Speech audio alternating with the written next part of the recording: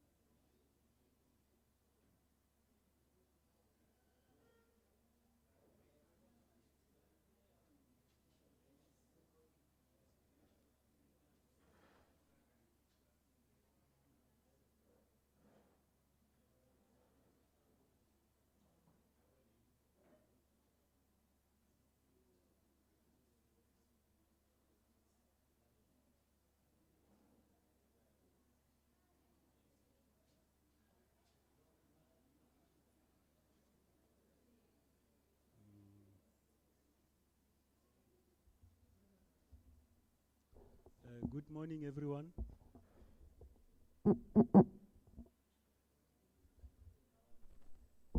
Good morning, everyone.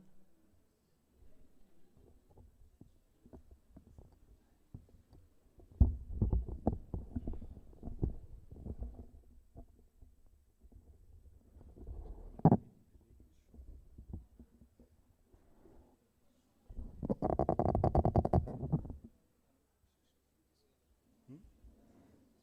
Okay. Good morning, good morning, good morning, everyone. I would like to take this opportunity just to advise that we are about to start with our session for today. We are just awaiting the arrival of the minister, who have been informed is already outside. If you can kindly just bear with us for another 5 minutes, and we will be starting shortly. Thank you.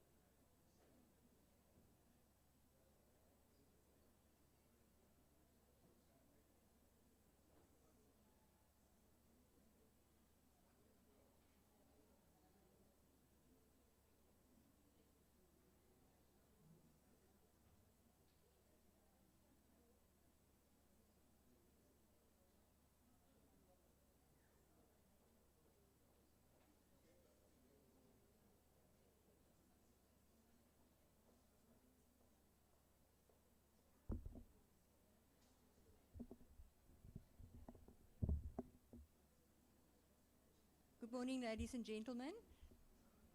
I'm just announcing that the minister has arrived, and we're going to give them around 10 minutes. They will come through to this venue at 9:30. So we expect to start in 10 minutes. Thank you.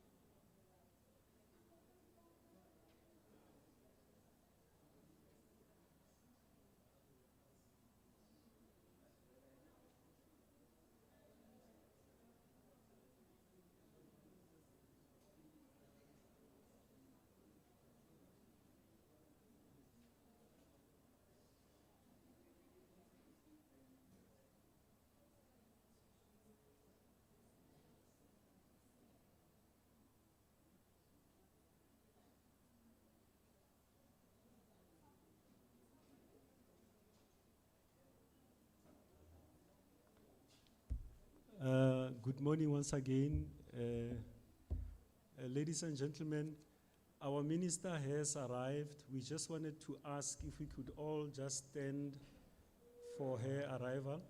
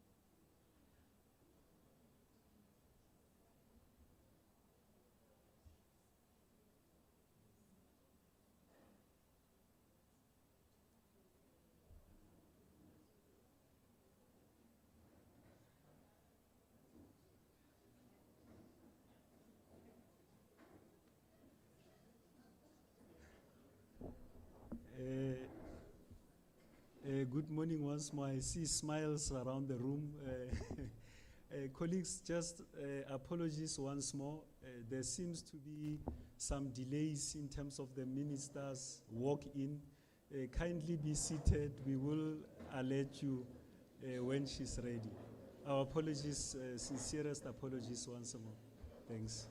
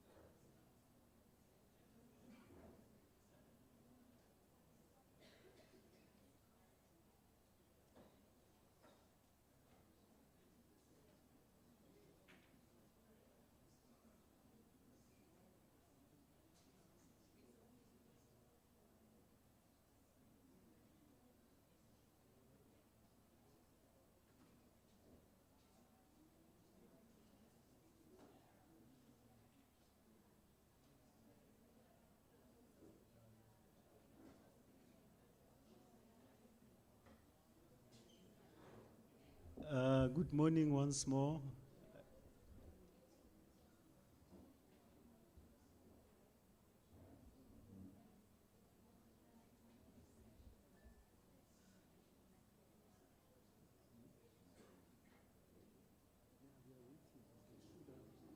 You give us a sign.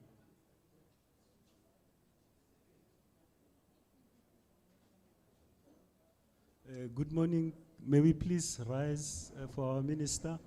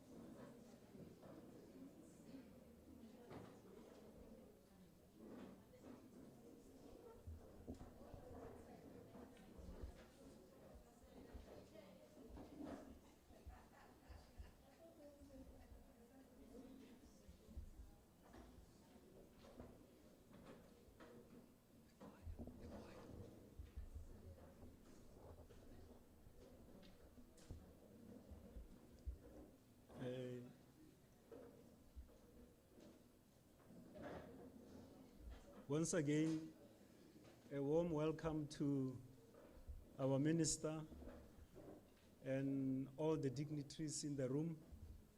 A warm welcome to our researchers. We are about to start off our program. Without wasting any further time, the choir is walking in to give us an item, the Lestrada Chorale, just to kickstart our program for this morning.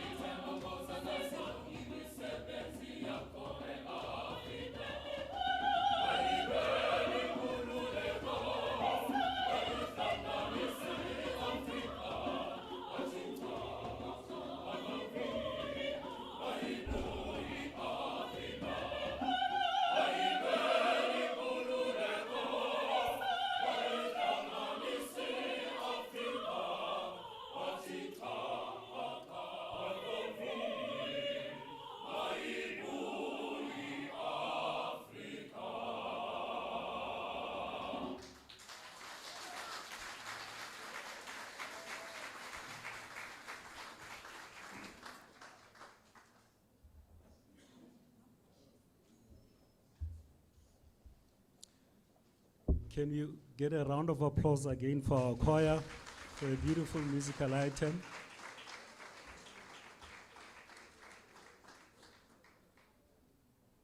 I just want to take this opportunity to introduce myself. My name is Xolile Nomadolo, and I am from the PPRA, and I would like to also give a chance to my co-host, program director, to introduce herself, and she will take us through some housekeeping rules for the day.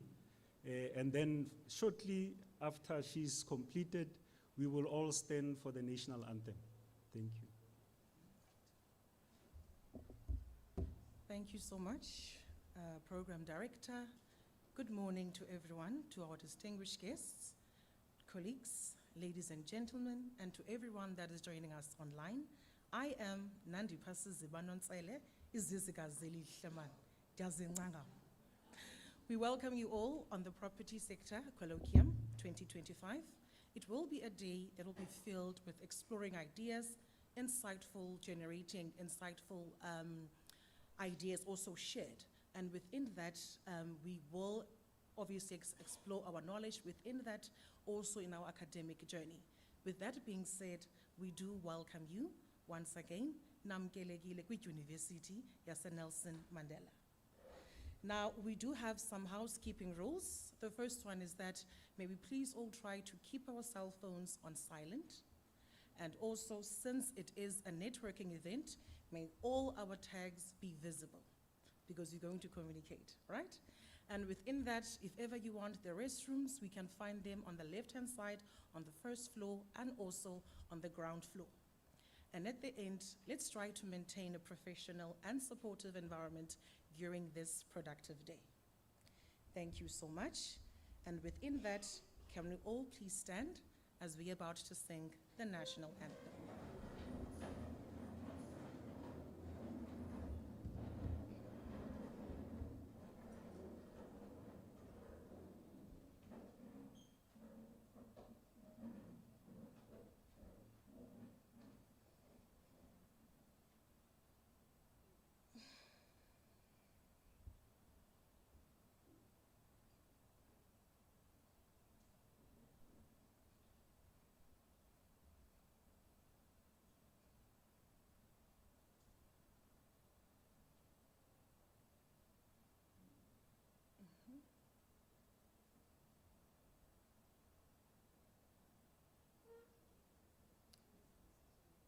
Sing it ourselves. We shall sing it ourselves. Within that, we can all sing with our nice voices. I'll do the first. Kosi sikeleli Afrika. Kosi sikeleli Afrika. Maluphakamisu konorayo. Izwa imithandazo yethu. Kosi sikelela thina lusapho lwayo. Luvela uluka sitshaba sayesu.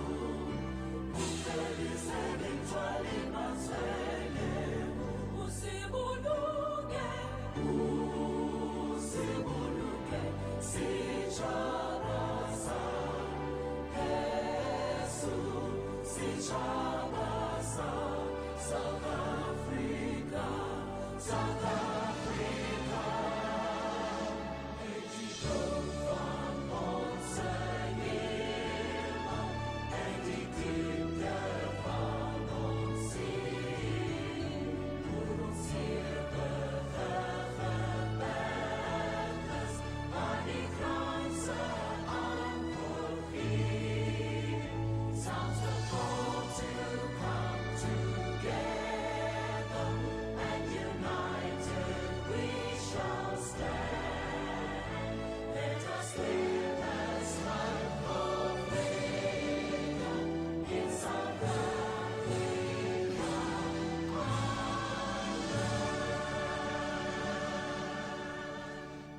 Thank you so much. We can be seated. You know, with singing the national anthem, It does give us that unity. It does give us that diversity. It does give us true definition that indeed I am a South African. Once again, all of you have received the program. Apologies for the time delay, but now we're about to start the program. And we do know that even though this colloquium reminds us that it is about presentations and also papers, it's also about generating the knowledge that basically transforms our lives. Within that, it brings us together to the different disciplines, to the different voices, and also to the different perspective that we basically have.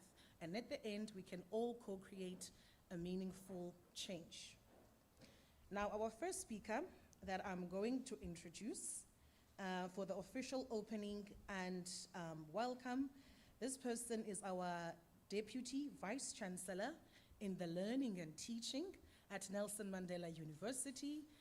She also did serve as a Dean for the Faculty of Education. Prior to that, she was also a Director for Learning and Teaching in the Northwest. And within that also, she also served as a council member in higher education. So also for that, it also means that this person also served for plus minus 25 years in the higher education academia. And within that, her research interests are in the scholarship of teaching and learning, democracy and education, humanizing pedagogy, and also social justice. She believes also that if teachers and lecturers are able to reflect their learning experiences to their students, they as well will be in a good improvement position to also gain learning experiences and teaching experiences. Let us all welcome our beautiful Mamqadi, Deputy Vice Chancellor, Dr. Muki Moeng.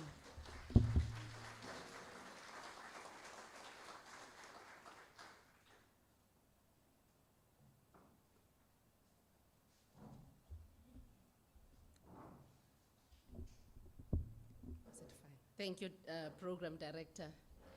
She called me by my clan name, Mamqadi. Ungwina ujola umpondomise. That's me. Honorable Minister of the Department of Human Settlements, Ms. Thembi Simelane. Honorable Deputy Minister of the Department of Human Settlements, Ms. Thandi Maambehlala. Honorable Member of the Executive Council for Human Settlements, Public Works and Infrastructure in the Eastern Cape, Ms. Sipokazi Lusiti. Provincial Head of Department of Human Settlements, Mr. Edmond Van, and your senior managers present here today. Chief Executive Officer, National Research Foundation, Dr. Fulufelo Nelomando. Board Chairperson, Property Practitioners, Regulatory Authority, Ms. Quindi Gungubele. Chief Executive Officer, Property Practitioners Regulatory Authority, Ms. Tato Ramaili. Group Executive Business Advancement, National Research Foundation, Dr. Thandi Mgwebi. Director Research and Support Management, Dr. Palisa Mutapo. Acting Executive Dean of the Faculty of Engineering, the Built Environment and Technology, Professor Dalenka Portas, and your faculty management team, distinguished guests, excuse me, the aircon. Ladies and gentlemen, good morning, goeiemorgen, dumelang, sanibonani, molweni. Honored guests, I rise this morning on behalf of the university management and on behalf of our Vice Chancellor, Professor Sibongile Mutwa, to welcome you all to this landmark initiative jointly hosted by the Property Practitioners Regulatory Authority, PPRA, in collaboration with the NRF and Nelson Mandela University. We are all aware of the negative consequences of the Native Land Act of 1913 and the Group Areas Act of 1950. The results can still be felt today and are evident in the special politics that continue to challenge South Africa. These acts laid the structured foundation for land dispossession, and the enduring socio-economic disparities. We are therefore confident that this occasion marks a critical step toward transforming the property landscape. This partnership is founded on the powerful premise that only through strategic collaboration can we dismantle the significant barriers to entry and advancement faced by previously marginalized individuals and communities in property ownership, development, financing, and professional practice. As your colloquium booklet rightly states, the property sector holds the power to unlock wealth, drive economic participation, and redress historical inequalities. Yet without research-based solutions, this transformation remains incomplete. This gathering is far more than an academic exercise. It is a vital platform where rigorous research becomes the compass that guides informed decision-making, innovation, and tangible transformation. Over the next 2 days, we will explore practical pathways through key sub-themes, including transformation tools for inclusivity and sustainability, empowering women and advancing Black economic empowerment in the property market, leveraging digital transformation, and the fourth industrial revolution for smarter growth. And crucially, using evidence-based research to drive market improvements. At Nelson Mandela University, we believe in the power of knowledge in action and impactful research. We see this colloquium as a living embodiment of our mission, a space where scholars, policymakers, and industry leaders and practitioners can bridge the gap between theory and practice. The outcome we hope to achieve from the knowledge sharing and networking to concrete policy recommendations and future research directions. Excuse me. Will extend far beyond this conference hall. They will empower communities and support the collective vision of building a property market that is not only economically vibrant, but also socially just and inclusive for all South Africans.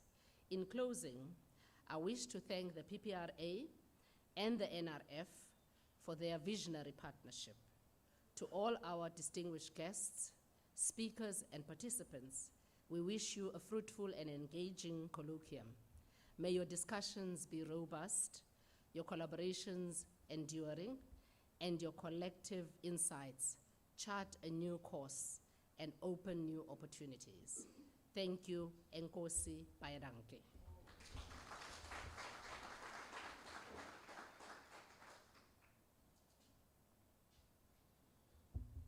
Thank you very much, ma'am.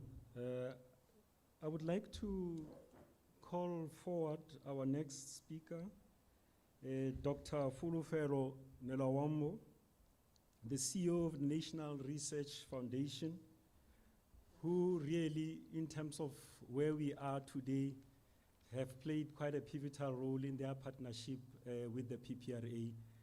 Doctor, please come and take. Thank you.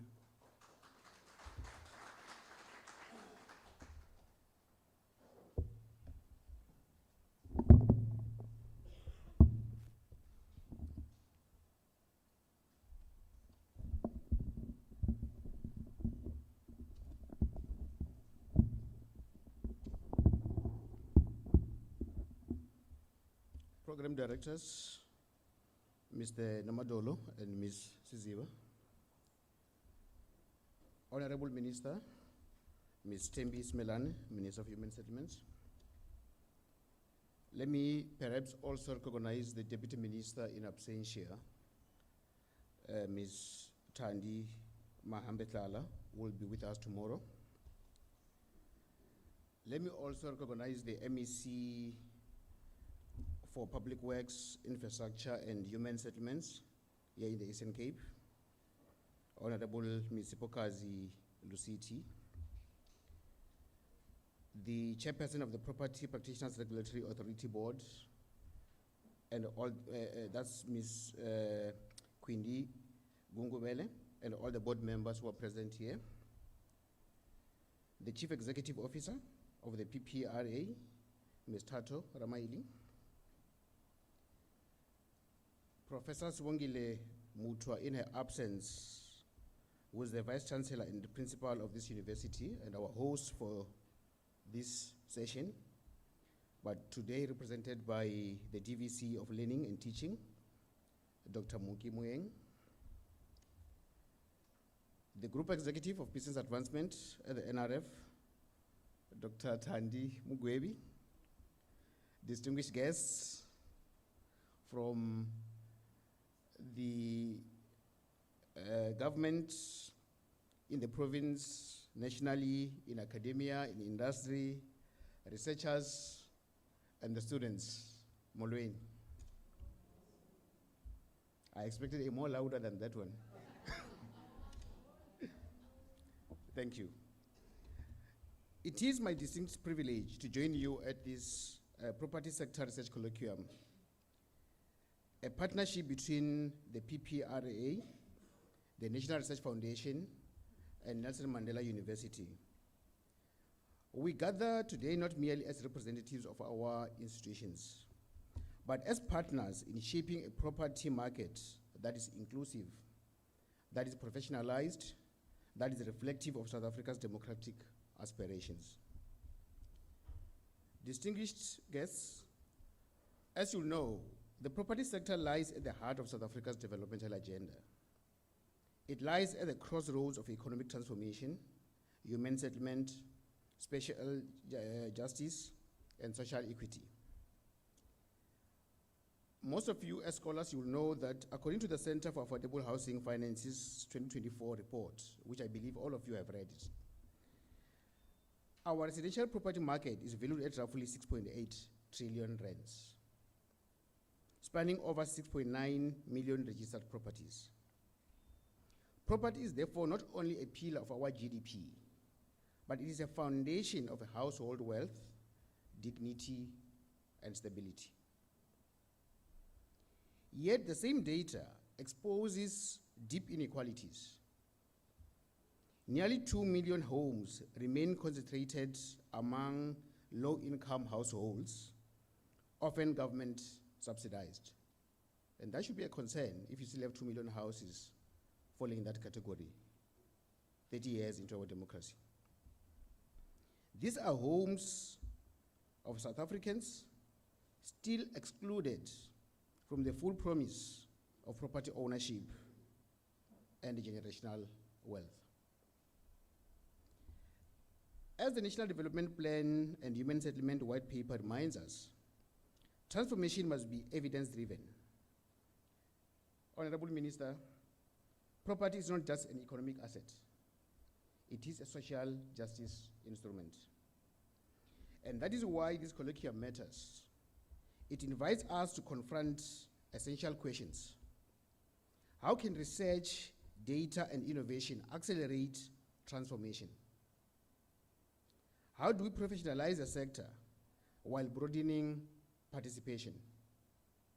And how do we ensure property ownership and access are equitable and sustainable? Sustainability being a very critical component as we look into this matter.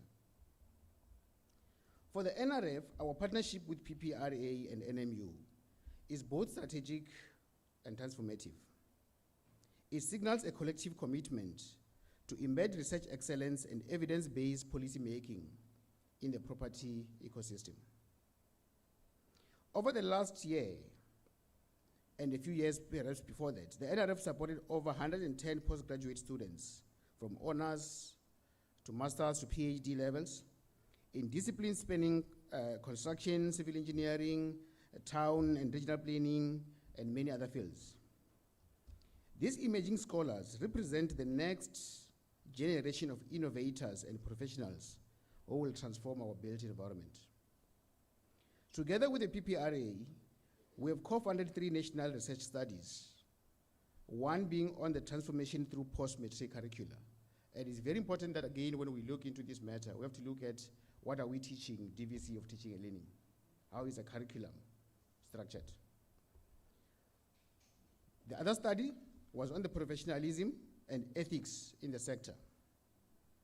And the third one was on the skills development pathways for property practitioners. And a fourth study, which we are busy with, focuses on the attraction and retention of emerging practitioners in rural areas, which we believe should be completed soon. Through the DSTI-NRF Policy Fellowship Program, we also placed, and you'll hear from him later, Dr. Mungome Zulu, as a postdoctoral fellow at NMU's Research Chair in Human Settlement, strengthening the research policy link that drives transformation. Colleagues, beyond property-specific work, the NRF invests significantly in built environment sciences. A flagship example is the NRF Research Chair on Sustainable Construction Management and Leadership at the University of Johannesburg. I didn't say Nelson Mandela, but it's important to highlight this component, which has produced over 60 PhD graduates, 200 master's graduates, and 15 postdoctoral fellows. Something that we believe can be replicated in various parts of the society. Their research, covering construction 4.0, green infrastructure, affordable housing, digitalization, among others, is reshaping how we build, how we plan, how we sustain our cities. And most importantly, is looking into how do we drive the mandate of the NRF, which talks to research for a better society. Our journey with PPRA began in March 2023, and I remember that day very well, at the Ignoral Property Sector Research Conference that we hosted at the NRF. That milestone led to the establishment of the Property Sector Research Center, a platform dedicated to research, innovation, and transformation. Together at the time, we committed to the following 3 points. 1, promoting research-driven transformation.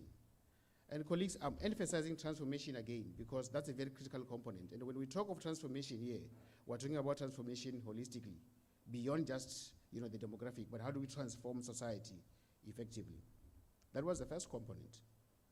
The second component was about supporting capacity building for emerging practitioners. And thirdly, strengthening the bridge between research, policy, and practice. Today's colloquium is not a new beginning. It is deepening a shared vision based on those 3 points that we planted in 2023.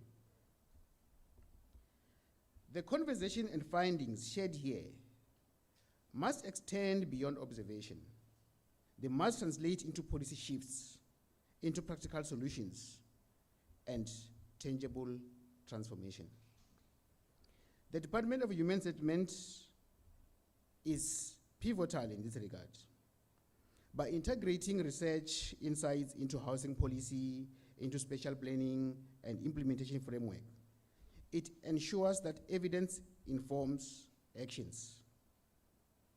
It ensures that we can advance transformation, professionalism, and inclusive growth. The sector already contributes substantially to the GDP, as I've mentioned, and of course to employment, which is a critical component given our triple challenges of poverty, unemployment, and inequality. But when you look at it, colleagues, women, youth, and rural practitioners often remain at margins, which is still a challenge.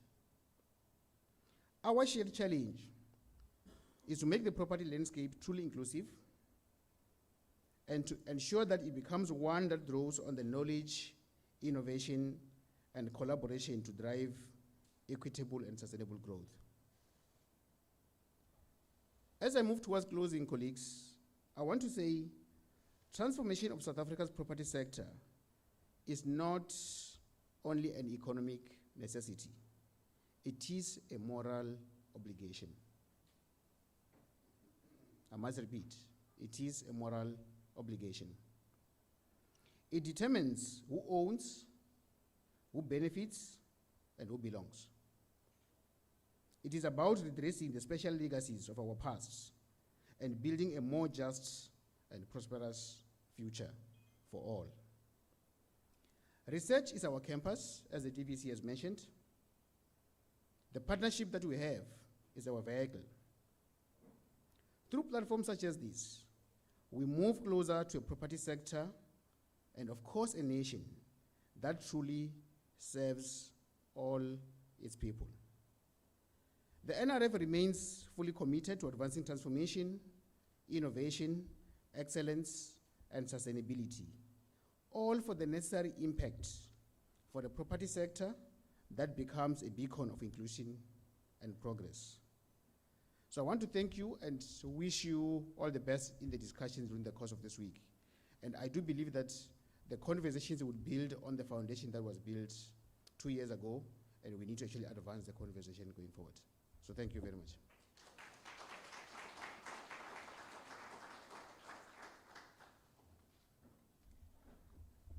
Thank you so much there, Dr. Nelwamondo. That was actually very insightful. And I like how he also mentioned about transformation, because indeed we are living in a world that is transforming and also innovative, or innovation is also progressing. Thank you so much there, Doc. All right, our next speaker there will tell us about the purpose of the research colloquium. This person now is the chairperson of the Property Practitioners Regulatory Authority, and within that, she is a respected leader in governance and also in transformation, with a strong background of law and also labor relations. Under her leadership in the PPRA, she still continues to drive transformation and also inclusivity in the South African property sector. Within that, she also does empower emerging practitioners, and also she does support ethical standards within the industry.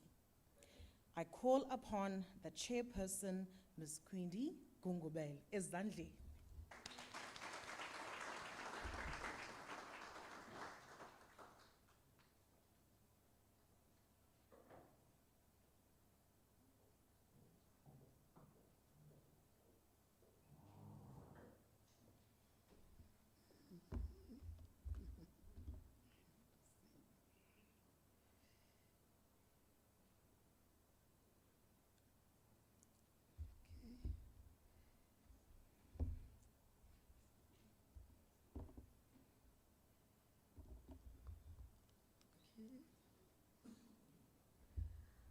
Good morning,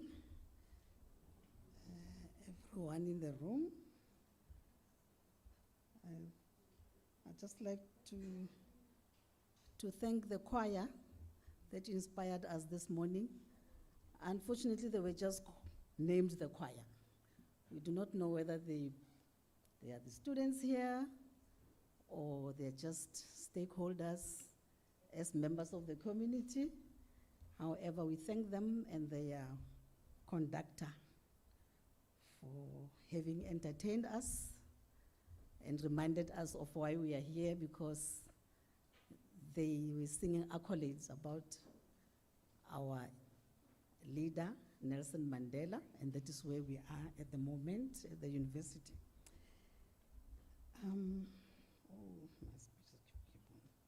It's misbehaving now. Okay. The Honorable Minister, Thembisi Melani, and the Deputy Minister in absentia and in anticipation for her to join us tomorrow, Tandi Mahambe Hlala, the DG of the department and the DDG who is here today, Dr. Fulufelo Nolamondo, the CEO of the National Research Foundation, South Africa, and Dr. Muki Muyeng, the DVC of Learning and Teaching at the university here, who warmly welcomed us and made us feel at home and comfortable. All the esteemed guests, the CEO of the PPRA, Ms. Tato Ramaidi, and all the board members who accompanied us here, and everyone else in the room without any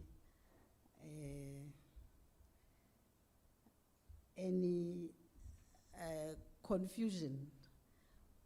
We welcome you all and all the stakeholders, the property sector and the emerging property practitioners and the ones who had just graduated. We welcome you all to this occasion today. The purpose of the colloquium, the first question was, what is the colloquium? You know, is it a conference? Is it a synod? Is it a get-together? What is it all about? The purpose of today is a collaboration.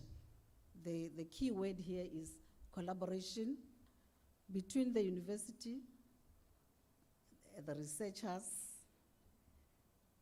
the NRF, what is it?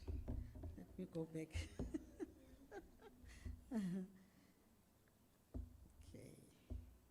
The NRF and, oh my goodness, the Research Foundation and the PPRA. The colloquium, it represents a testament to the power of collaboration between the three key stakeholders. It is about collaboration, the inquiry, and a shared vision that we are having about the property sector. Through its collaboration with the three stakeholders, the research has embarked on a fascinating journey of investigation and discovery to generate knowledge that is not only timely, academically rigorous and accountable, but also practically relevant. The pursuit of knowledge is an essential prerequisite and important catalyst for the change in the sector in general and for the transformation of the sector in particular. This colloquium thus also reminds property sector stakeholders that the future of the sector depends not only on what we do, but on what we know. Building a property sector is the most gratifying and encouraging to observe that the colloquium has, as intended, brought together a wonderful community of thinkers and doers, all of whom have the same ultimate goal of building a property sector that is fair, inclusive, and forward-looking. The colloquium is a vital step in the process, representing an opportunity for engaging in dialogue, for challenging preconceived assumptions, and for creating solutions to identify issues that impact the sector.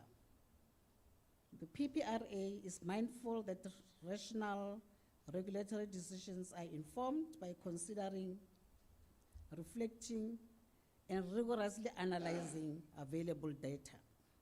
The outcome of the research process illuminates the obstacles to be addressed while also highlighting the opportunities to be grasped in strategic decision-making. It is apparent that the theme of partnership lies at the heart of the colloquium. The PPRA board is constantly reminded by the provisions of the Property Practitioners Act that significant understanding and insight is required to transform the sector. It is only through the creation of mutually beneficial partnerships that this objective can be successfully achieved. The property sector and the research center of the PPRA is enjoined by the provisions of the Act to conduct market research in partnership with the Research Foundation and institutions of higher learning. Today, we are witnessing how that mandate has come to life. The Colloquium is not merely a compliance exercise, it is rather a celebration of what is possible when regulators, researchers, and practitioners work harmoniously together in pursuance of a joint objective.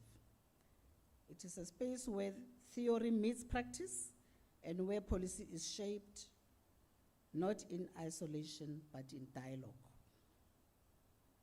We have the 3 pillars for achieving knowledge and understanding to drive the change, namely the academic community, the property sector itself, and the PPRA as the regulator.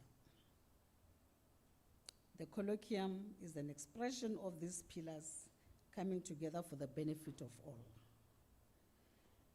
The transformation mandate in Chapter 4 of the Act underscores the fact that transformation is a central aspect of the PPRA's regulatory mandate. The transformation of the sector is a continuous and incremental process. The research undertaken by the Property Sector Research Center and its partners assist the PPRA in successfully navigating the change process. The ongoing research is indeed crucial. Therefore, the policies are based on evidence and through the partnerships that I've already mentioned. The PPRA, to this end, nurtures a culture of inquiry across the environment while continuously striving to strengthen its research endeavors. Okay. The Colloquium is a catalyst for change. As appears from the research topics that are to be presented, the Colloquium is a catalyst for identifying barriers to access and representation within the property sector,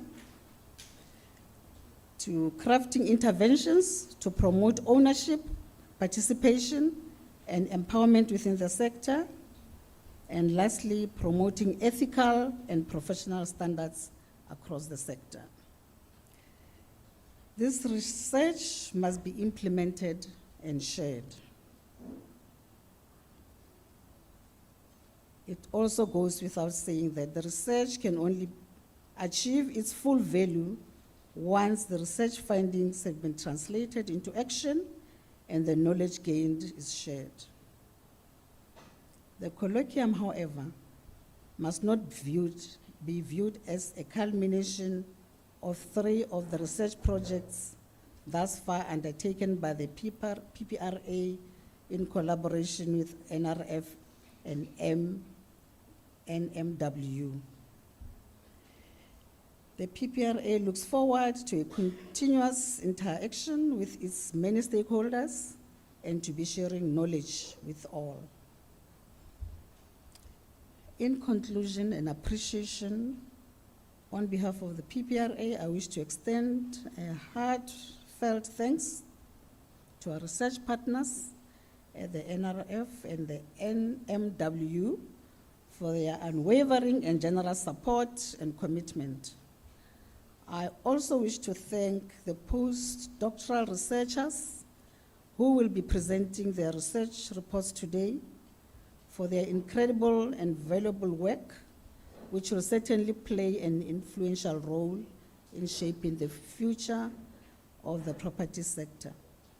To every stakeholder present, I wish to reaffirm that your voice is crucial to us. I thank you all. Thank you.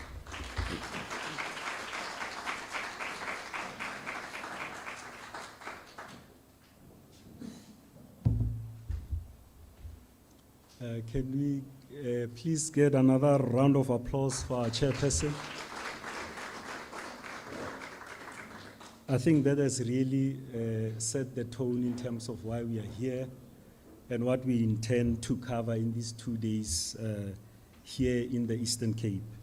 Without wasting any further time, I would like to just call upon my CEO, Mrs. Tato Ramaidi, the CEO of the Property Practitioners Regulatory Authority. She is a passionate transformation leader. I think the room really would appreciate a number of the projects and programs that are currently running in PPRA, you know, along the paths to which Dr. Fulufele has already spoken to, and the mission of transformation as generally a key and pivotal task that lies ahead for all of us as South Africans. Please put together your hands and welcome the CEO, Tato Ramaidi, to the podium.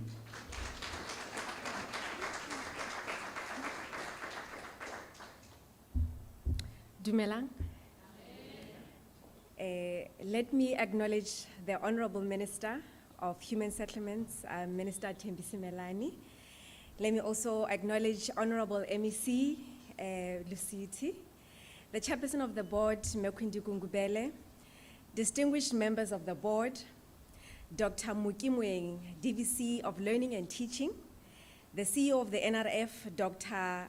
Neromondo, representative from the National Research Foundation and Nelson Mandela University, our esteemed partners, colleagues and stakeholders. I did see representatives from the Property Sector Charter Council.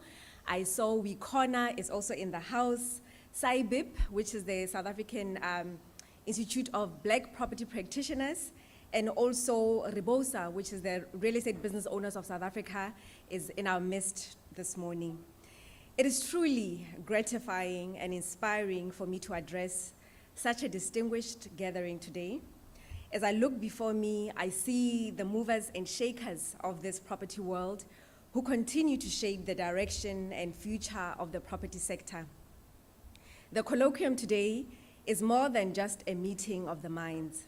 It is a reflection of the power of commitment and purpose and what can be achieved when institutions, academia, stakeholders, and practitioners join together in pursuit of a common objective and goal. The coming together of the colloquium underscores the immense benefits of like-minded organs combining in a research partnership for their mutual benefit.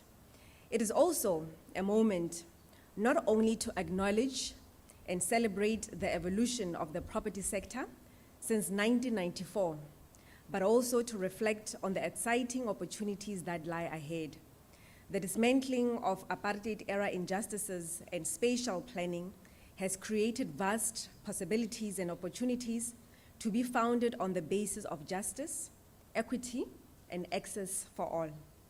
For example, by implementing appropriately tailored incentives, obtaining property practitioner support, and securing infrastructure investment, hitherto dormant markets can be readily activated and neglected communities empowered. Youth and gender inclusion within the property sector is a non-negotiable, given that the future of the property sector lies in the hands of the youth, women, and young professionals who will be thinkers, innovators, and decision makers of the future.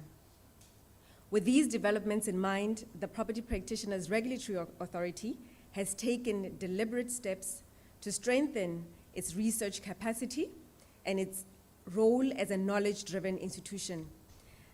The Property Sector Research Center of the PPRA, which was established by the Property Practitioners Act, is enjoined when undertaking research to prioritize the identification of barriers to entry and meaningful participation in the property sector by historically disadvantaged persons, demographic distribution of skills, determining resilience in the property sector, development and enhancement of inclusive, accessible, and transformatory curricula in the technical and vocational education and training and higher education sectors, systematic patterns of discriminatory behavior in the property development and management value chain, efficiency of compliance, monitoring, and enforcement mechanisms to advance the transformation of the property sector, the rural-urban dynamic in property sector growth and transformation, and the contribution of the property sector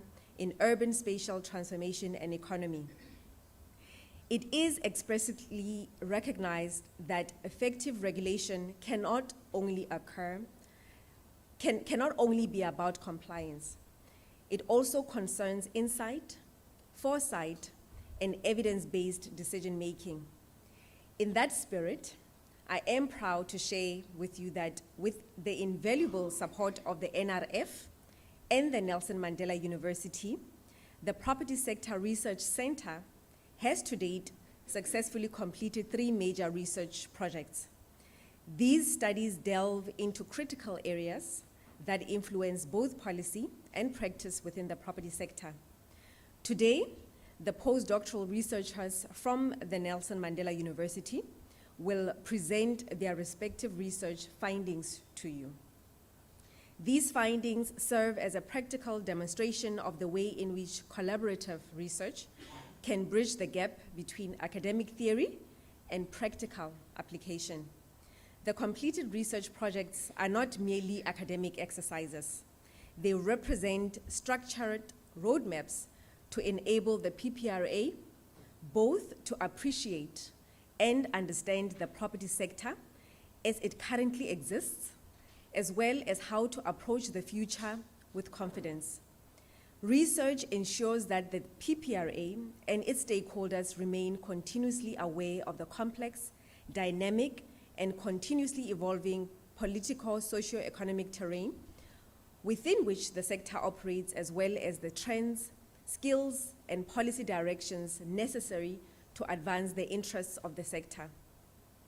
I am deeply grateful to the NRF and NMU for their unwavering support, partnership, and assistance.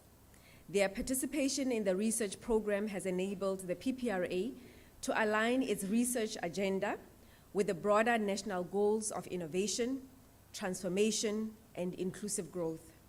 Section 22 of the Property Practitioners Act obliges the Property Sector Research Center to conduct market research in partnership with the NRF, like the chairperson alluded to, and institutions of higher learning.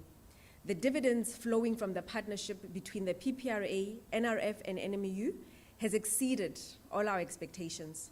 It has enabled the PPRA better to understand the evolution of the property sector, armed with its knowledge to shape the future of the sector with increased clarity, inclusivity, and impact. Through these benefits of this collaboration, the PPRA is able to better regulate the sector so as to equip the next generation of scholars and property practitioners with skills and insights necessary to sustain a growing, professional, and ethical property sector. Honorable Minister, your wise leadership and continued support are a continuous reminder of the importance of the PPRA to align its effort to reflect national priorities. As a sector regulator, the PPRA is deeply aware of the fact that transformation and inclusivity remain at the core of South Africa's development agenda. We acknowledge that the property sector has an enormous role to play, not only in driving economic activity, but also in unlocking opportunities for ownership, participation, and empowerment across all communities. This is precisely why our research partnerships are so important to us, and they matter. They help us to identify gaps in skills development, in accessing the sector as resilient participants, and invigorating and sustaining job creation within the sector. The research outcomes serve as a useful guide to the PPRA for the crafting of appropriate and timeous interventions that are practical, data-driven, and impactful for the benefit of consumers in general and the sector in particular. And the colloquium today reflects that spirit. The insights you will hear from the researchers are not the end of a journey, but the beginning of a new chapter for the sector. They open doors of dialogue, for innovation, and for renewed commitment to building a sector that truly reflects the values of excellence, transformation, and shared prosperity. I wish to thank once again our esteemed partners from NMU and the NRF for walking this path with us. To the postdoctoral researchers presenting today, your work represents the future of evidence-based leadership. Please continue to challenge us with your thoughts and ideas, your findings, and your courage in posing often difficult questions. I encourage everyone gathered here today, whether from the public sector, academia, or private industry, to take full advantage of this platform. Engage deeply and actively, ask questions, and explore how we can turn today's knowledge into tomorrow's vision and action. As we move forward, our vision is clear, namely to create a property sector that is ethical, transformed, and globally competitive, and contributes meaningfully to economic growth while ensuring fairness, inclusivity, and opportunity for all. In closing, I want to express my grateful appreciation to the PPRA board and the chairperson, the leadership team, and every member of staff, all of whom continue to uphold the PPRA's mandate with dedication and professionalism. Your commitment gives life and expression to the work that we celebrate today. Let us leave this gathering inspired not only by the research presented, but also by the possibilities that lie ahead when knowledge, insight, collaboration, and purpose come together. Thank you.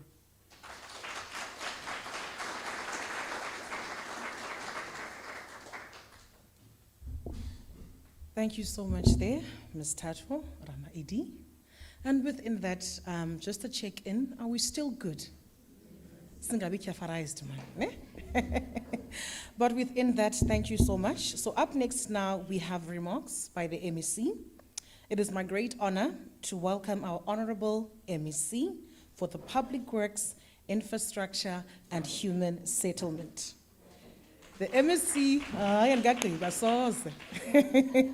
the MEC's leadership and commitment to advance sustainable human settlement, infrastructure development, and also community upliftment in the Eastern Cape. I must say I'm truly inspired, and she is a true icon. Let's welcome Honorable Ms. Pokazi Lucid.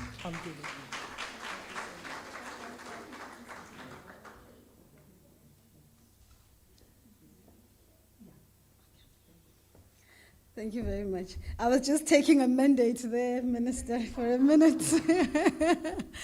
Greetings to our beautiful program directors, to the DVC for Learning and Teaching, the Friend of Human Settlements, Dr. Mungi, the Minister of Human Settlements, Honorable Thembisi Melane, the CEO of the National Research Foundation, and all representatives from the organization, Ms. Ggeberha, the board chairperson of the Property Practitioners Regulatory Authority. I wanted to say PRA, but I saw the CEO saying PPRA. I'm like, okay, let me leave it to how they say it. But PRA, the CEO, and all dignitaries, all delegates and guests that are present here today, please allow me to rise in the established protocols. I think, Minister, I'll be the only one who's allowed to say all protocol observed just before you there.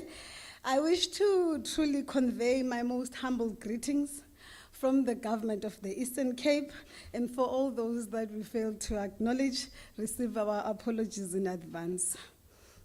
I am honored to stand before you this morning, and I'm particularly delighted that this property sector research colloquium is taking place here in the Eastern Cape. May you all return again. This is the home of legends, the cradle of liberation, and the birthplace of intellectual giants such as Utatu Nelson Mandela. So it is both symbolic and practically significant and historic that we gather in the university that bears igama likaTatu Nelson Mandela. We all know institutions of higher education are not only just sites of learning, they are strategic centers of knowledge production where theory meets practice and where the living draws wisdom from generations that came before. In that spirit, the Eastern Cape Department of Human Settlement deliberately partnered with the Nelson Mandela University during our first ever Eastern Cape Human Settlements Indaba. That Indaba aimed at crafting lasting and evidence-based solutions for accelerating the delivery of sustainable, integrated human settlements that respond both to the needs of our people and the imperatives of a changing economy. At that historic gathering, there was a unanimous agreement that what is required in our sector is not incrementalism and ad hoc interventions, rather a collective strategic conceptual clarity that is anchored on scientific, data-driven, and socially responsive research. For us to succeed in reshaping the human settlement landscape, we must therefore remain rooted in research that speaks to our developmental priorities, research that does not sit on shelves, but informs our planning, policy design, and implementation. Honorable Minister and honorable delegates, allow me to acknowledge that our partnership with the Nelson Mandela University has deepened beyond dialogues.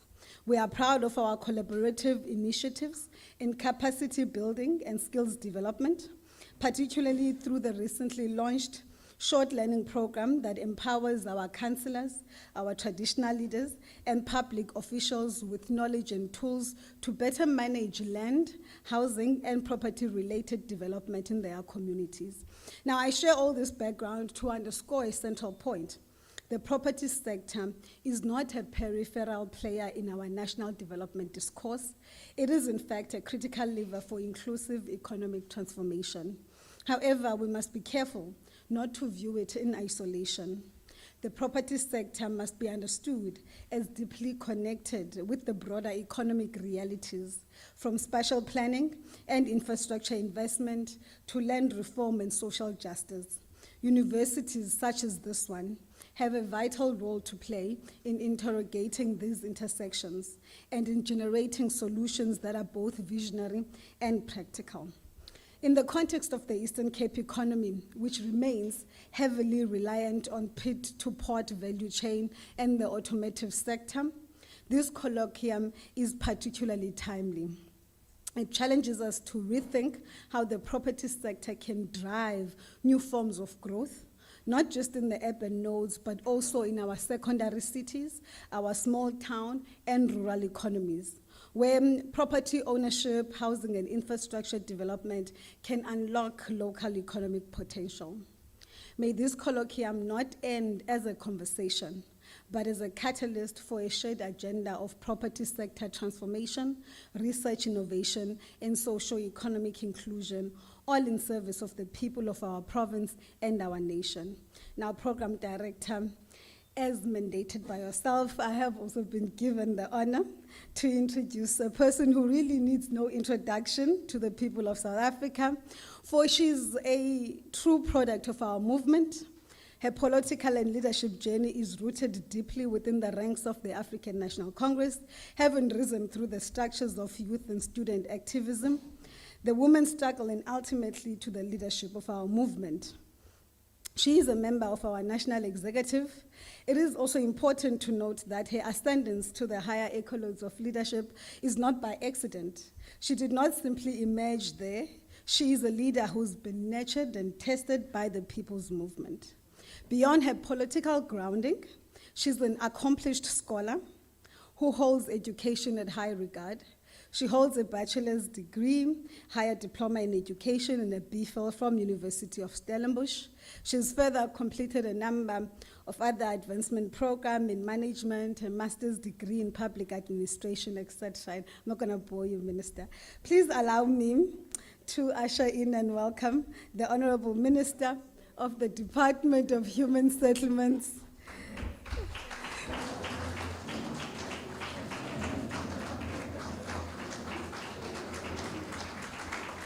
Thank you very much, colleagues. You may be seated. Program directors, thank you very much. Let me note, in absentia, our Deputy Minister, Thandi Mahambedlala, who will be joining this colloquium tomorrow. the chairperson of the board, Queen Ggeberha, our MEC, Sipogazi, the CEO and the executive management of PPRA, our DDG, here, members of the board who are present. The warm welcome, Dr. Mweng. Thank you very much for receiving us here on behalf of the VC, the practitioners themselves, the partners, particularly the National Research Foundations, the national property practitioners present here, researchers, academia, doc, prof, everybody, thank you very much for the time that has been given to me. I've been listening very much attentively to almost all the speakers who came into the opening session, and I've been looking a bit unsettled at the clock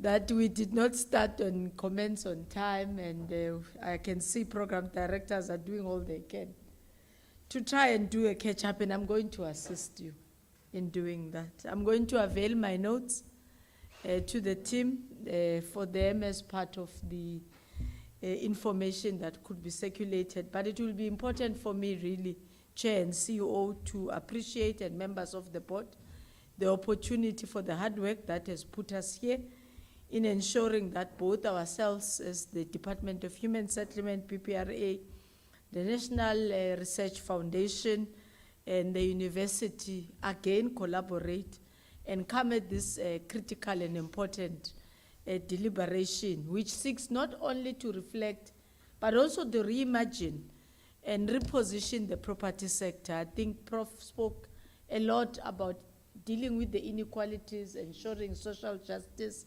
but also just attempting to push the needle further in terms of trying to redress the spatial injustice that still persists. If you really want to see the spatial injustice, if you happen to be flying or landing in any other part of the country, just look through your window. Any orange house has been provided by the Department of Human Settlement. It does not even have a tree for shelter.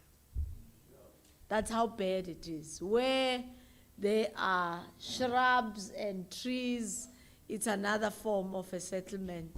Where the land is barren, dry, close to nothing, it's an orange 40 square meter house that has been provided by us in trying to regress. And I think we need to take stock of how far we've got, according to our own, which we will be launching actually a very formal system of writing all our and recording in data all our beneficiaries who either would have benefited. You will deal with the challenges which comes with the improper allocation or not allocating correctly, but also knowing how far your social sector is supposed to be provided for by the Department of Human Settlement. We should be launching somewhere around February, March with the SITA, the rollout of that. But currently, our data indicates we've got around 3 million people who still need assistance from government with the provision of human settlement. We've got over 4,075 informal settlements which we are trying to assess and see who, according to the policy, which instructs on us to house a person with disability, an elder, and a child-headed household. Now you get tempted if you are old like me and you don't have parents, which is almost next to normal, or for a person of my age, and that person will say, no, I'm an orphan. No. We define it. We agree your parents are late, but we define it according to an 18-year-old and below, a child who possibly is sitting in high school, and a parent or both parents have died or passed or have disappeared for one reason or the other, that the state needs to alleviate the burden of them thinking about education and about housing. So that's who our policy mandates us to house. Any other thing, it's not. We're looking into the broadening of access to land. our partnership with the Department of Public Works has given us over 2,400 hectares in the main. We're still counting. But key to that policy is that we're forcing even the department and anybody of our entities. Shra is here. Unfortunately, HDA couldn't make it, I think CEO, but they should have been here as well. Because we want to move 30 kilometers inward towards the CBT.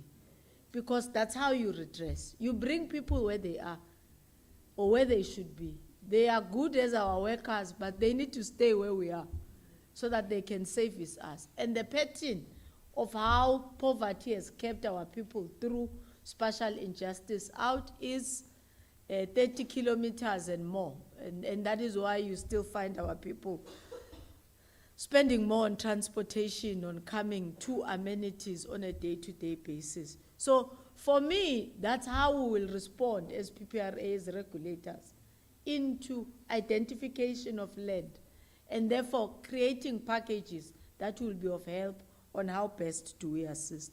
So we recognize that property can also be a driver of wealth, but also be part in educating our people that it might be a 40 square meter house, but it is valuable far more than the brick that you understand you are selling at 200,000. You know, you go to any page, particularly in township, CEO and the practitioners who are operating very, very illegally in the space of selling RDPs. They don't comply with what we are doing. And I want to hear that much as it could be seen as liberating, because our policy does allow you to sell your house, but it also assures us as government a right of first reply to our own house, because we still have 3 million people, as I said, who want access to this house.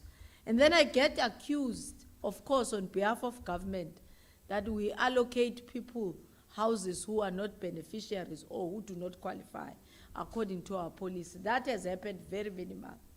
And in the main, it will be a person who jumps the queue for one reason or the other and gets to be allocated the house first in comparison on who should have been allocated as per the list, which is a weakness in many of our municipalities.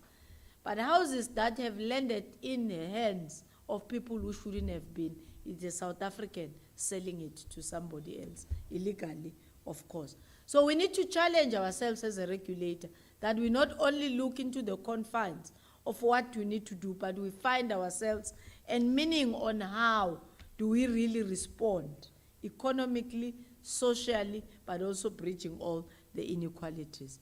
The Property Sector Research Center plays a very meaningful role in the partnership that we have through NRF and NMU, so that we create spaces that we will also love to stay in, but we need then to take this dialogue and the colloquium beyond what the regulation could be. Digital tools are very important. Firstly, as I indicated from ourselves, in terms of defining who do we have, in what space, who needs our services, and how best can we transform them. I want to challenge you that this colloquium also needs to be responsive to priority 2 and even priority 1 of our 7th administration. How do you reduce the cost of living by doing what we are doing? We always assume the responsibility of the reduction of the cost of living lies with the Department of National Treasury and the Minister of Finance only. That's not true. By housing people appropriately and at a convenient and local space, you do reduce quite a lot of wastage, which is not necessarily deliberate. But if you put me far, I need to take 2 taxis to get to work and 2 back. And then that way, all the seepages on whatever little that I would have received can be utilized and appropriately. But also, with how we have been building and creating, I don't know if any one of you saw Cutting Edge yesterday, if you still watch television. Old people like you, I think, are growing very, very, well, I usually do it. Well, when you're in a hotel, you get forced. You read, you get tired, then you start scrolling and you come across a program. And it was a very, very sad story. Those who will be able to go and watch it online on YouTube. It was our program, indifferently. It was about a sectional title deeds which have gone wrong. Somewhere, I think it's Windmill Park in the city of Johannesburg. And how initially it was defined to have walls and everything, and people are supposed to be paying and contributing for the sectional title deed, and they do not get the benefit. Rightly or wrongly, we need to get those digital tools which will allow us, one, to know who's where and how is this, the environment. How best could we learn from examples of that nature? But I would like to believe the biggest role for PPRA in particular in trying to deal with the social injustice is never to force people to move to areas because you can't create convenience where they are. Gone are the days where you think Mthatha is a rural area. It is not. And we need to go invest properly in thinking, in planning, and creating an area that everybody who is in Mthatha will not think about going to Ggeberha because he or she wants modernization, because modernization could be there. So I'm beginning to see in our research, Dr. Ming, something that suggests that even our people are pulling us towards the rural areas. If you go into the outskirts of any towns now, whether townships, and see how people are building for themselves, the architecture and the look of houses. I'm happy that NHBRC is here and has been able to attend, precisely because we need to extend the scope of what NHBRC does. Think about a man and a woman in a rural edge of a town who are building for themselves, but have got no guidance. They don't know their housing consumer rights. They don't know about that act. Whatever that they would have collected for themselves to build this house, nobody is going to ensure that it is built according to built environment and industry standards. And after 2-3 years, that house and the roof starts to collapse. And that was their pension money. So what does that mean? It means they must come and be part of the 3 million who are looking for a 40 square meter house that government supplies. It also then means they are part of our disaster package that the MEC then needs to allocate a house for.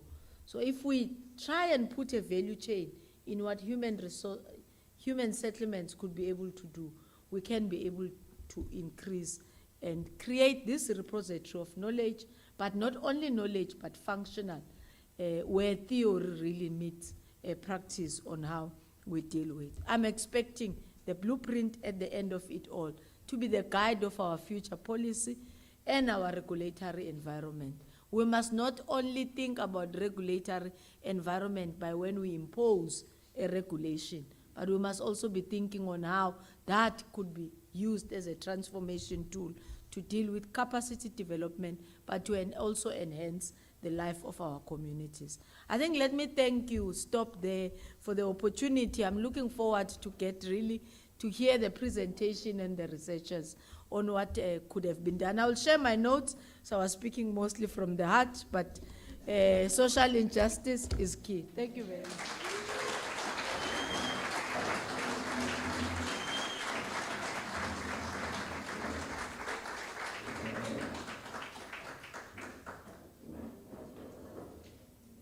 Thank you very much again, Honorable Minister.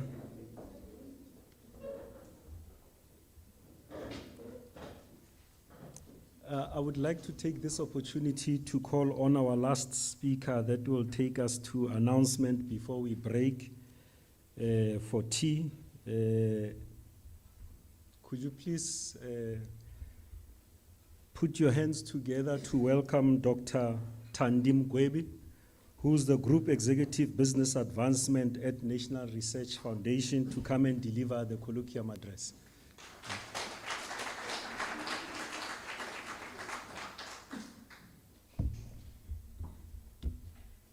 Thank you very much, Minister. I'm very inspired by your remarks. It sounds like I actually saw your speech, so now I don't know what to say. I have a presentation. I don't know if it's going to show. Because this is now the start of the PowerPoints that you're going to see throughout the session today. And Minister, I want to say I am an orphan.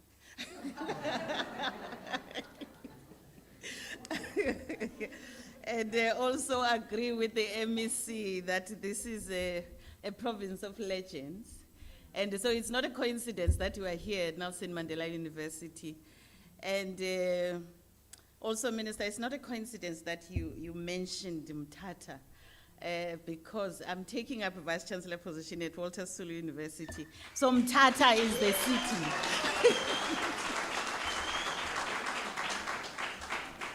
So Mthatha is a city. And it just, also your remarks, Minister and MEC, just remind me of a conversation I had recently. So you'll understand as I get so many congratulatory messages. There's a message I received from your brother, Professor Marwala, as you know him.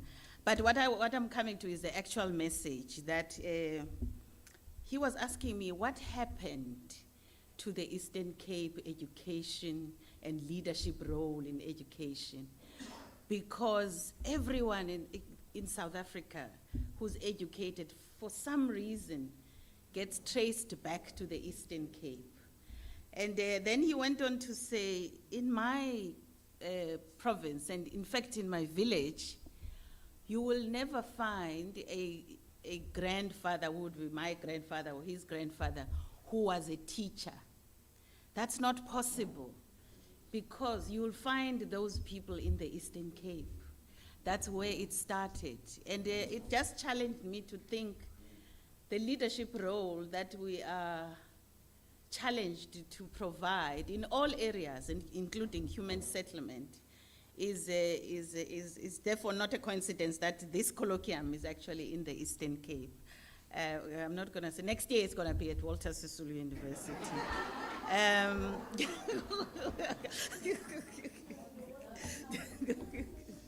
And I just want to go to the next slide, please. Just to take you through my thoughts. I'm not a specialist in human settlement. In fact, I got to be deeply appreciative of the human settlement research agenda when I was here at Nelson Mandela University as Deputy Vice Chancellor for Research, and unfortunately Professor Mbanga is not able to be here with us today, but he's the one who really helped me to understand all these aspects and dimensions and the impact of human settlement. Is he here? No. Oh, no, yeah. I just want to just preface what I want to say by just looking back, like globally, that we are a world in transition. So this is a time of really profound transformation, and I think, Minister, your speech is talking to that, and we need leaders like yourself to put us straight into the path of transformation. But the world is in transformation itself, and I know, and I read from many articles that by 2050, nearly 70% of humanity will live in cities. And we do not want to perpetuate the inequality of those people living in cities. So the urbanization that we see now, that used to be a symbol of progress, now is not that anymore. It's just presenting very complex challenges. The divide is more in environmental degradation and all of them, unaffordable housing for the majority of the people, infrastructure issues, and a number of vulnerabilities, not only due to climate change, but to many other challenges that we face in society. And also this is happening at the backdrop of the crisis that we see that are brought about by instabilities in climate change. Migration, we're not talking too much about that, but I'm hoping some of the presentations will also touch on that today. Migration and displacement of people, and also digital disruption that the minister spoke about. Those are all the issues that we're grappling with at the backdrop of this urbanization and people moving, of movement basically. But property, whether it's land, housing, infrastructure, it's at the heart of these issues. And it reflects who benefits, who owns, who is left behind, who is holding the power, and so on. And the next slide, just what you were talking about, Minister, I came across this old picture of showing the inequalities in South Africa. This is a picture, I think, in Sandton, but this is at Johannesburg, where on this other side of the highway is this, I don't want to explain it, you see it, it's disheartening. But it's the reality. So the property situation in South Africa, it mirrors both progress and a real paradox. We still have this special fragmentation. Housing markets continue to exclude many. Property remains one of the most unequal stores of wealth, like you've mentioned.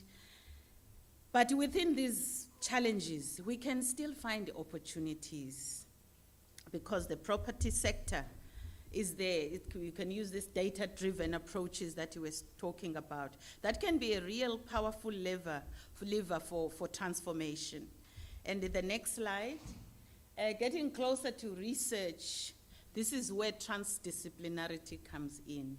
And I see Professor Darrell van Groenen coming in. He's also one of the champions of transdisciplinarity. And we must make this transdisciplinarity a new normal. Because we are not going to solve the challenges that we know by just looking at one lens. We need all the disciplines, but also we need all the non-academic partners. The other knowledge partners that are not seated at the universities have got the knowledge that we need. I put up this picture there on your left. Sorry, it's a bit small, but if you look at the yellows, this is how universities used to operate. The yellows are the disciplines, the disciplinary depth, and then you see the blue that comes in as multidisciplinary. The people just coming in at the top, but they're actually not really embedded into the setting up of research questions. And then there's participatory research. I mean, it's good, but people are not involved in the design. They participate and bring in what they can offer.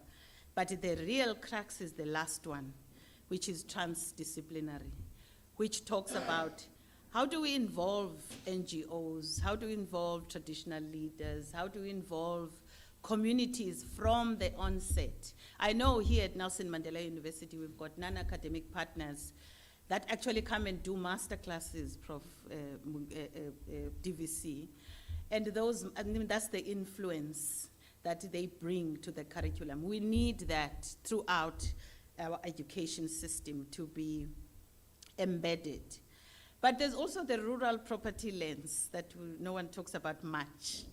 That is land, livelihood, and legacy.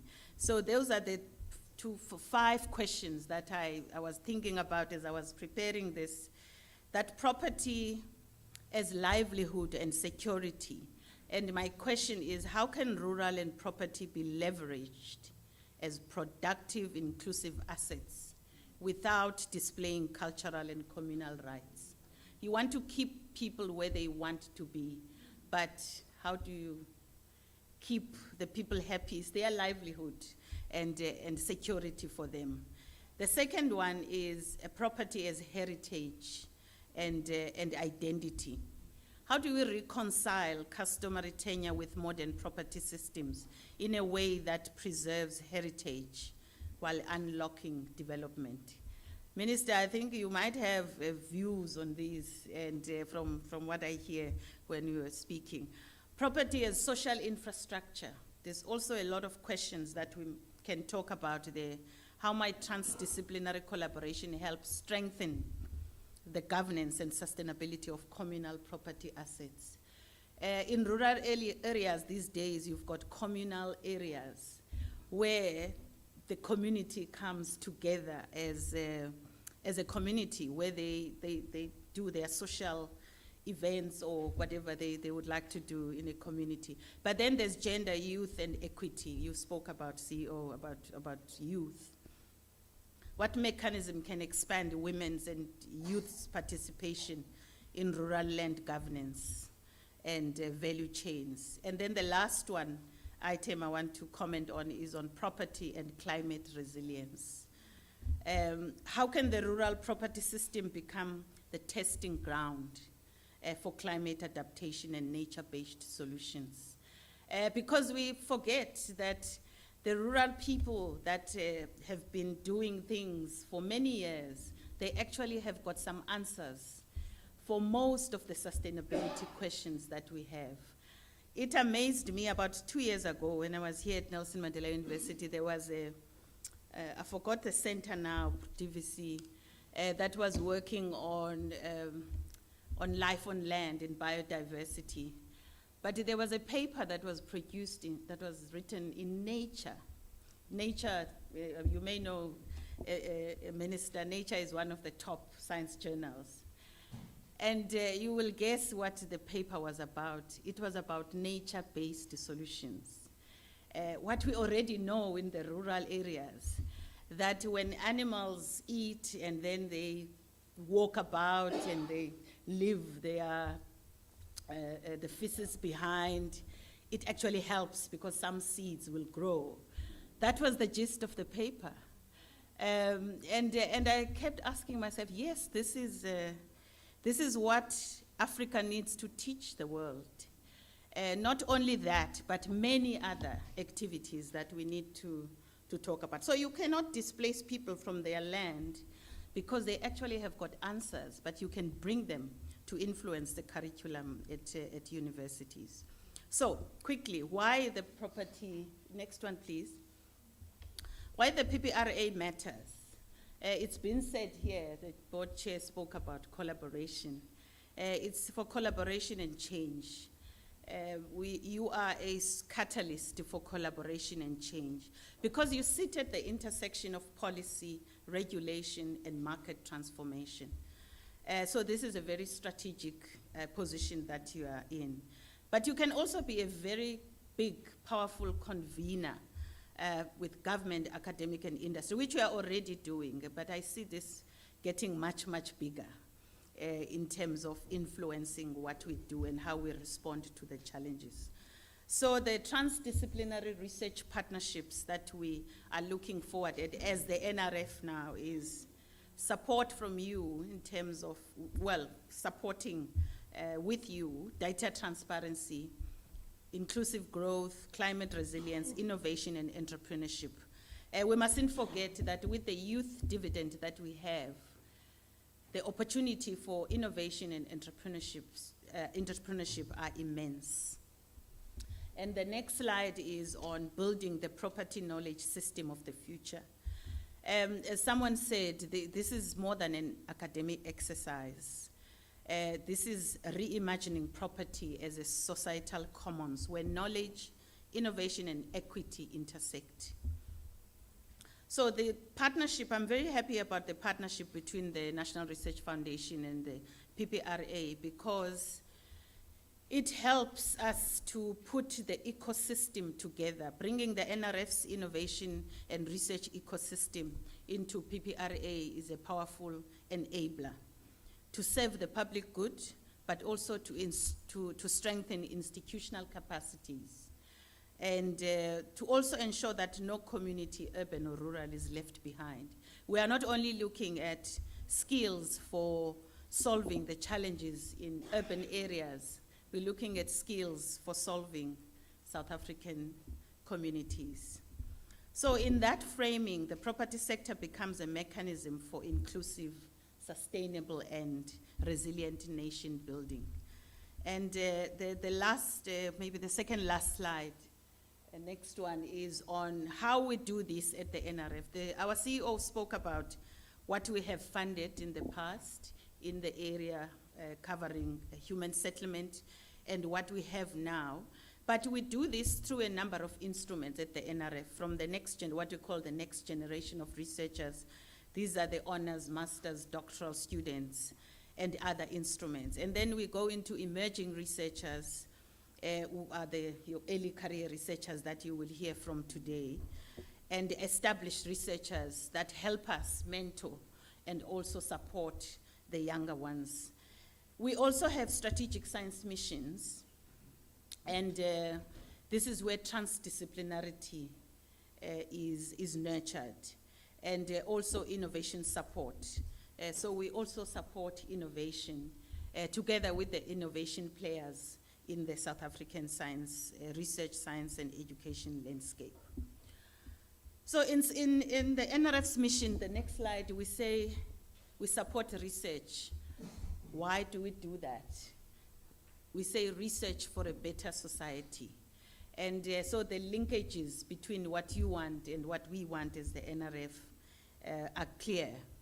So our mission is enabling productivity, and it talks to your agenda, transformative partnerships like this one, but also we are influencing the landscape, so through these partnership mechanisms to enable impact, to be innovative, and also enabling sustainability. With those few words, Minister, I thought I've set the stage for researchers to tell us the actual details of what they are doing and how it's impacting society. Thank you very much.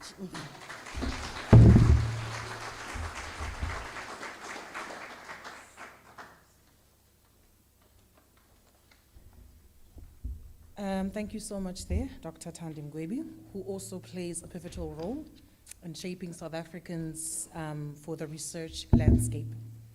Okay, so that now brings us to the end of today's session, and I just have some quick announcements to make.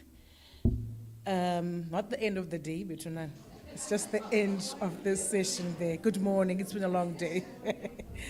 All right, with that being said, thank you so much to our Minister, our MEC, our Deputy Vice Chancellor, and all our distinguished guest speakers, colleagues, and also my co-host.